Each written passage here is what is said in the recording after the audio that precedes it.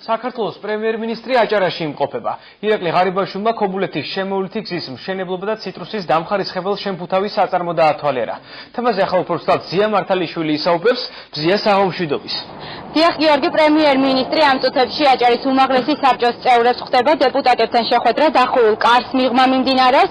მანამდე ირაკლი ღარიბაშვილმა უკვე მოინახულა ქობულეთის შემოვლითი გზა და მიმდინარე სამუშაოებს გაეცნო. როგორც პრემიერ-მინისტრმა აღნიშნა, ასეთი გზის არარსებობა წლების განმავლობაში პრობლემებს უქმნიდა როგორც ადგილობრივ მოსახლეობას, ასევე ტურისტებს. გზის გახსნის შემდეგ კი უფრო ადვილი გახდება მიმოსვლა და მგზავრობის დროც შემცირდება. პროექტი 2016 წელს უნდა დასრულდეს. სამუშაოები აზის განვითარების ბანკისა და საქართველოს სახელმწიფო ბიუჯეტის თანადაფინანსებით ხორციელდება.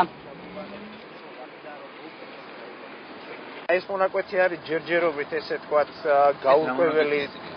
აი უკვე მოვედით გადასახვასთან ერთი გზა რო ფოთისკენ მიდის წყალწმინდაზე, მეორე გზა აქეთკენ რაც მოდის ურეკის მიმართულება, ანუ ეს ურეკის მონაკვეთია.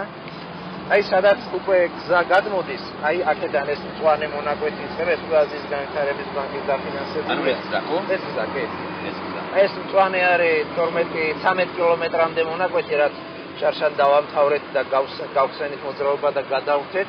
აი ახლა ჩვენ სადაც ვდგევართ, ეს არის ამ წითელი მონაკვეთის დაწყებული, ეს არის მეორე ლოტის სამუშაოები, აქ ჯამში 19 კილომეტრამდე გაკეთება. კი, ეს შარშან დავიწყეთ წლის მეორე ნახევარში, ორწელიწად ნახევარი პროექტია და აი აქამდე ეს უკვე ახლა საათვიდის მუშაობა მოვა გვირაბამდე. დღესვე ირაკლი ღარიბაშვილმა დაათვალიერა ქობულეთის ციტრუსის შემფუთავის საწარმო, ხალხი დაგეგმილია შეხვედრა მინისტრთა კაბინეტის წევრებთან. პრემიერ-მინისტრი ეწვევა ბათუმის საზღვაო აკადემიას და ახლად გახსნილ მუსიკალურ სასწავლებელს, მოგვიანებით დაათვალიერებს სარკში მიმდინარე ნაპირსამաքრ სამუშაოებს. პრემიერ-მინისტრმა რეგიონებში ტურნე სამეგრელოდან დაიწყო, როგორც ირაკლი ღარიბაშვილმა აღნიშნა, ის ზაფხულამდე ყველა რეგიონს ეწვევა და ადგილზე გაეცნობა თუ რა პრობლემები არსებობს საქართველოს სხვადასხვა რეგიონში.